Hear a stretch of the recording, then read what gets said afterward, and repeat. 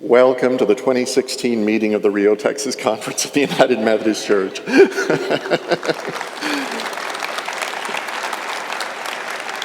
The people in this room represent nearly 400 congregations of the United Methodist Church, 123,000 United Methodists, and nearly 800 retired and active clergy, and dozens of Methodist service, educational, and medical ministries.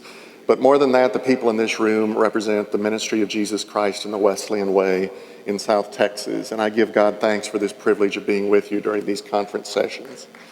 The mission of the Rio, Texas Conference is to make disciples of Jesus Christ for the transformation of the world. And the vision that has been adopted by this annual conference is uniting peoples, vitalizing congregations, developing leaders, and transforming communities. The conference helps lead congregations to lead people to active faith in Jesus Christ. Our work as a conference is to strengthen and multiply work in the local churches, to strengthen lay and clergy leadership across the conference so that we can fulfill our ministry in communities across the state and around the world. As we look back on this past year, we remember the unifying conference 1 year ago. What an extraordinary time of celebration as we gave God thanks for the confluence of the Rio Grande Conference and the Southwest Texas Conference into the Rio, Texas Conference. There have been challenges for sure. Your conference staff and elected conference leaders have worked hard to live out the vision that was set at that and that was established by our predecessor conferences. And we've enjoyed the new relationships and new promises of unification. So as I think back over this year, it's hard to imagine giving an Episcopal address without some mention of General Conference. The United Methodist Church comprises 57 annual conferences in the United States and 76 conferences in Africa, the Philippines, and Europe, 12.8 million United Methodists around the world. And General Conference meets once every 4 years, and a few weeks ago we met in Portland, 864 delegates from around the world. 30% were from Africa, 5% from Europe, 6% from Philippines, 58% from the United States. And the Rio, Texas Conference delegation, which I think we have a picture of there, is made up of 5 clergy and 5 laity and a number of alternates. And they were selected by you, and they represented you well for those 2 weeks. We got a chance to visit here and there during those times. And while we have not solved our fundamental differences as a church, I nevertheless left General Conference feeling more hopeful than I have at the close of other recent General Conferences. The worship and preaching was excellent and powerful. The Episcopal address was outstanding, perhaps the best ever. The global nature of the church was never more evident or powerful and positive as hundreds of delegates from Africa, the Philippines, and Eurasia fully participated in the conference like never before. We celebrated outstanding ministries that we've done together as a connection, such as Imagine No Malaria and Africa University. And we established robust goals for the future. We agreed to a way forward that avoided divisive and hurtful debates as we seek a unity that makes room for varied expressions of ministry in the future. So some of you know this, and some of you may not even be aware of this, but an unusual event took place at General Conference. The Council of Bishops was called upon by the General Conference itself to provide a way forward that takes into account the widespread divisions in the church and the disagreements, especially around human sexuality. The conference realized, I think, that we're stuck. That we're stuck as a church right now. And we're doing considerable harm to one another through our continuing conflicts over human sexuality. As Bishop Palmer said in the Episcopal address, our capacity to turn on each other is destroying the soul of our church. Any solution will require not merely addressing various paragraphs of the Book of Discipline, but a reordering of our life together as a church so that varied expressions of ministry can coexist in the same church. So the leadership demanded of the council in a motion that was made from the floor of General Conference, invited the Council of Bishops into a process of planning and convening, strategizing, and developing concrete solutions that I think are required if we are to engage these issues that divide us with significant focus and effectiveness. So I was one of the bishops that invited the invitation to active engagement with the Council of Bishops. So if you've not done so, I would suggest that you take time to read on the umc.org website the statement from the Council of Bishops entitled A Way Forward. The bishops responded to the General Conference by presenting a plan to convene a commission that will seek a way forward so that a variety of expressions of ministry can coexist within one church. This does not presume separation or schism or division, but it may involve a fundamental reordering of our life together as United Methodists. The formation of the commission does not represent an avoidance of the issues that divide us, nor does it represent a deferral or a putting off of conversations about human sexuality. Whether it represents the Council's embracing of the seriousness of our differences and the intent to deal with them head on. I hope the Commission takes an expansive view of its purpose, not merely dealing with the several dozen passages of discipline that refer to sexuality, but focusing on the reordering of our life together as a church. This means we're going to have to take up issues related to the global nature of the church, the possibility of non-geographic conferences, and a host of other methods to kind of loosen up the connection. We need to see a way forward as a means of setting people free, of multiplying our witness rather than of dividing it, of unleashing people for greater contextual work rather than a breaking apart of the church. If you want to learn more about General Conference, there's going to be a delegate report this afternoon on our agenda, and on Saturday at the close of our regular business session, there are going to be opportunities for dialogue with the delegates from 5 to 6 p.m. Now I want to highlight some of the good projects of the Rio Texas Conference during this last year. And one of those it's always risky to just pick up 3 or 4 projects because there are so many other things going on. But one of those that deserves to be highlighted is Project Transformation. Project Transformation provides leadership training and ministry exploration internships for young adults. In turn, these young adults implement academic, health, and spiritual programming for children and youth. Programming focused on literacy, nutrition, wellness programs. Programs are held in United Methodist churches located in underserved neighborhoods within the Rio Texas Conference.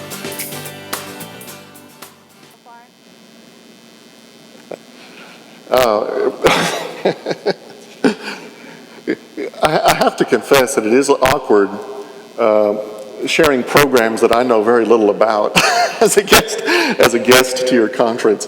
But I've been consulting with the conference staff and with leaders in the conference, and so if I lose my cadence here, please understand. So after a successful inaugural year, Project Transformation Rio Texas is back this year with a new staff of interns and house pastors, and ready to make a difference in the lives of children and communities. And also I want to highlight the Rio Texas youth camps. Under the leadership of the Student Ministry Design Team, we had an exciting year of student ministry events. Most recently, our districts joined together to hold 4 separate midwinter youth camps with over 1,000 students attending. And I also want to highlight the work of the Rio Texas Conference, what the Rio Texas Conference has done with church vitality.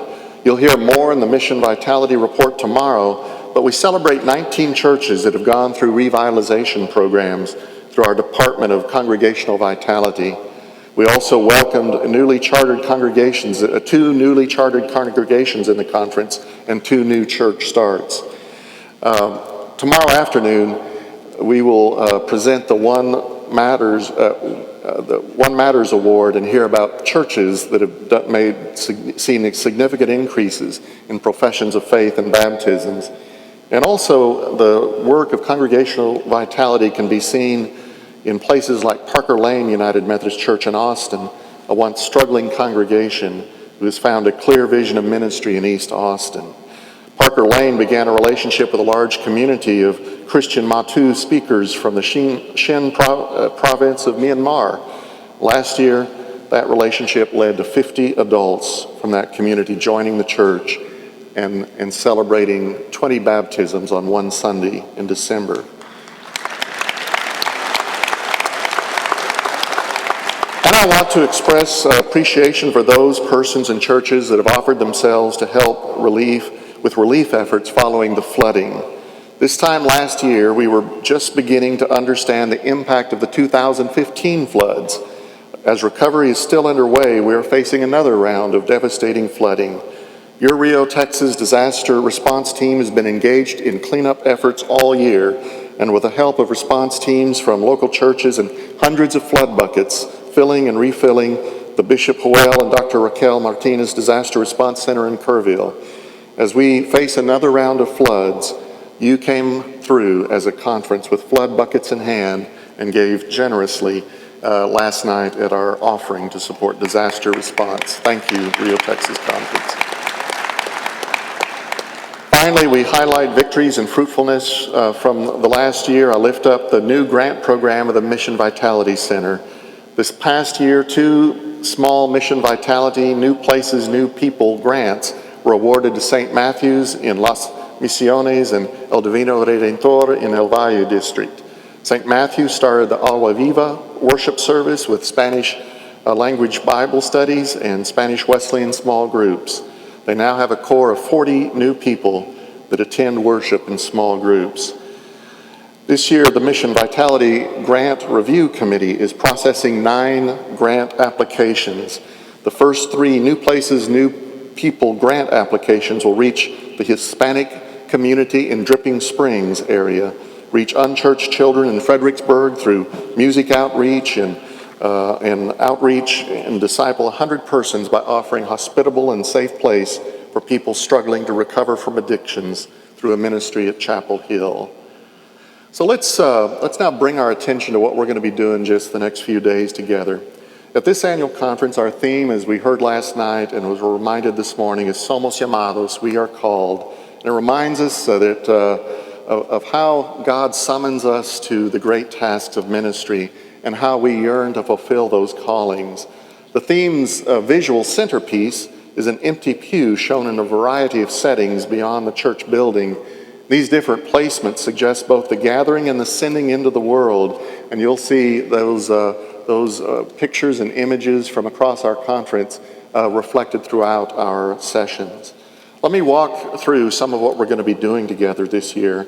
After our clergy and laity sessions later this morning, we're going to break for lunch and then meet back here this afternoon for our preliminary reports of finance, nominations, and so forth. This evening, Reverend Reuben Sines will preach the service of remembrance, giving thanks for the life and witness of clergy and their spouses who've passed away during this last year. Saturday begins with our celebration of retirees, and then we're going to have tomorrow 2 plenary sessions of teaching, one on the book Just Say Yes, Unleashing People for Ministry, and another in the afternoon by Patrick Friday from the General Board of Global Ministries entitled Called to Be in Mission Together. But also tomorrow you're going to have the opportunity to participate in workshops, one of several workshops that will be planned and led by members of the conference, some outside guests, on topics related to the theme We Are Called, including workshops led by Bishop Janice Huey and Bishop Joel Martinez. Bishop Lowry was planning to lead a workshop as well, but as you heard last night, he's unable to be with us because of the death of his father. But I hope you'll check out that list of workshop offerings and plan to be present at one of those. These are one of Wesley's original purposes in annual conferences, that we gather together to learn what it is we are to teach and how we are to teach it. And so I hope you'll avail yourselves of these.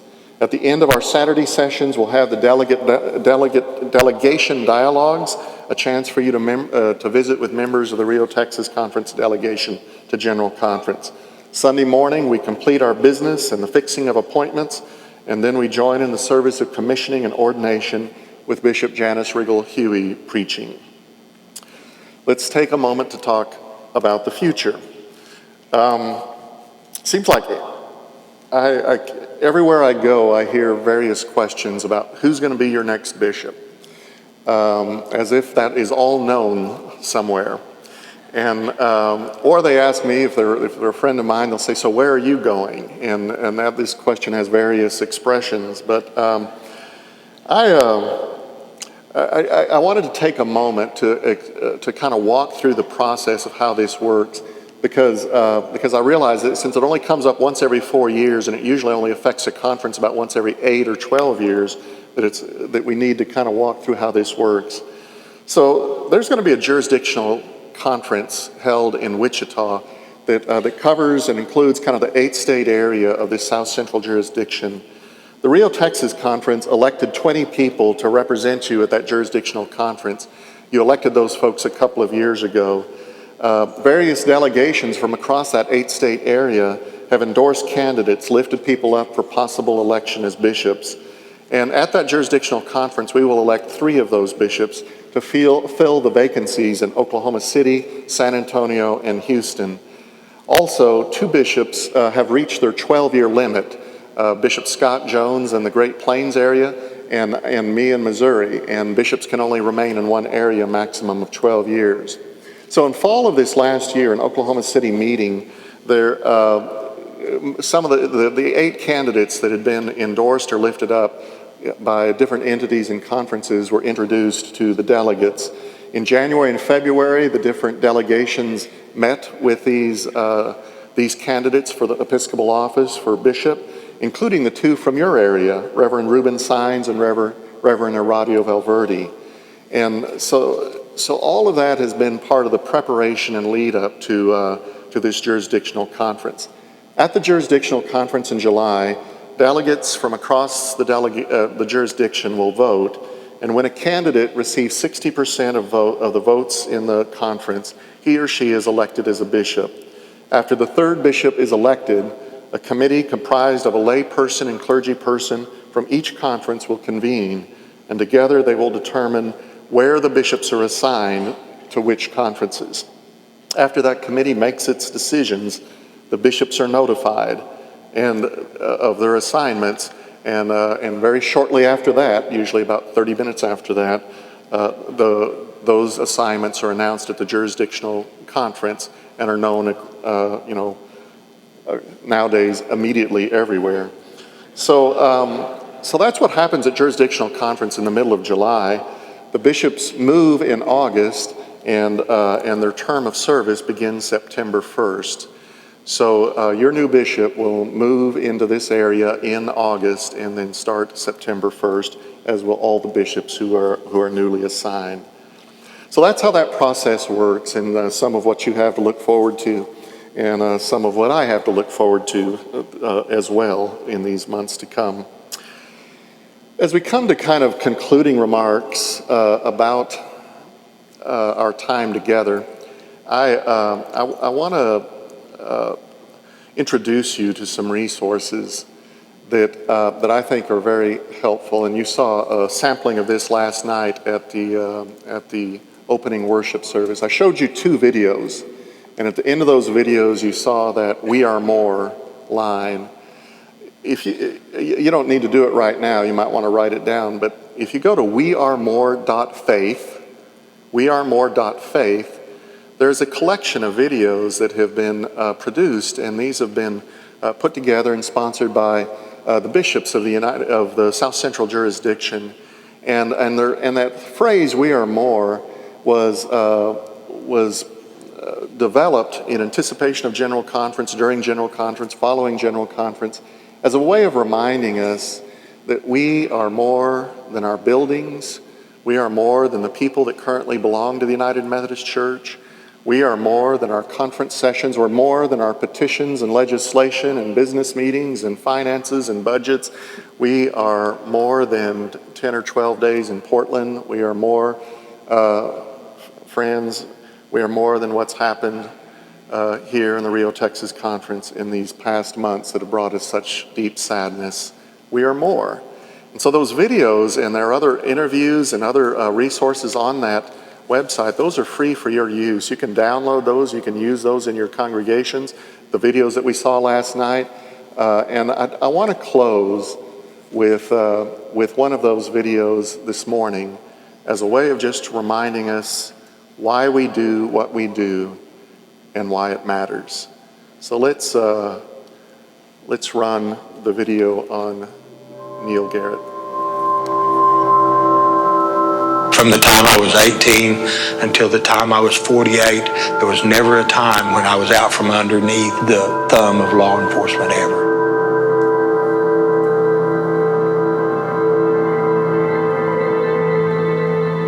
My name is Neil Garrett. I moved to Fort Smith in 2008. I've lived here ever since.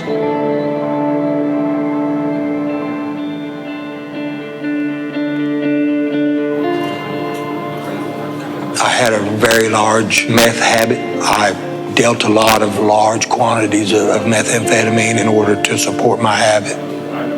Spent some time locked up because of my drinking, and I found myself in several rehabs from the time I was 19 until I was 48. It just became a way of life for me. They court-ordered me into the treatment center here in Fort Smith. I was about 45 days into the treatment. I had a call from my girlfriend. She had someone that we know had broken into her apartment and roughed her up.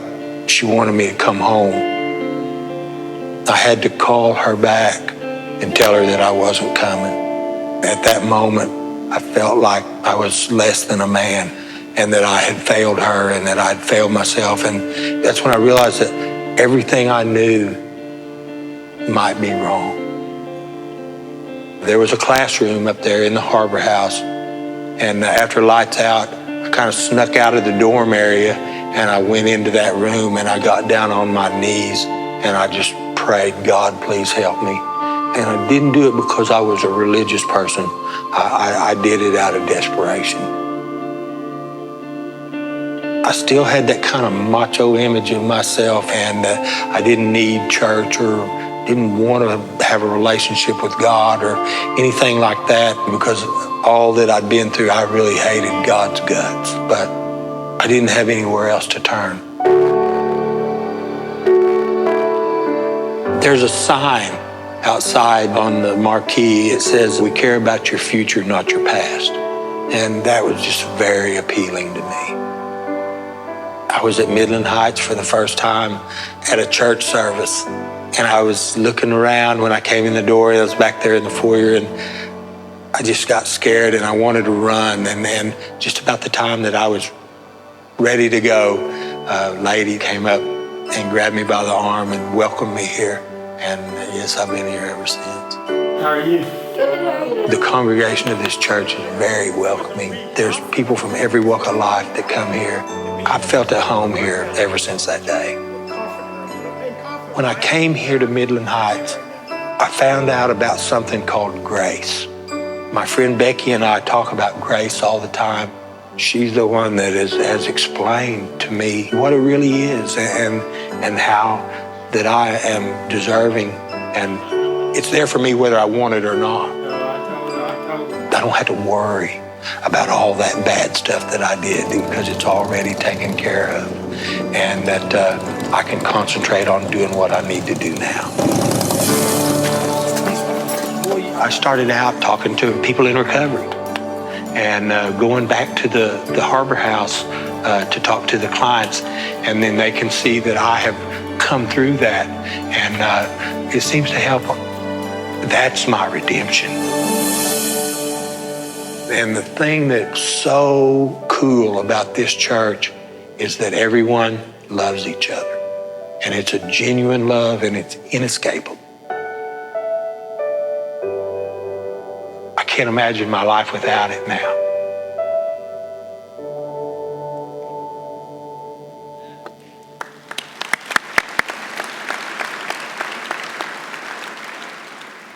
Those and other videos are available from the wearemore.faith website, and they're for your use in any way that they're helpful to you.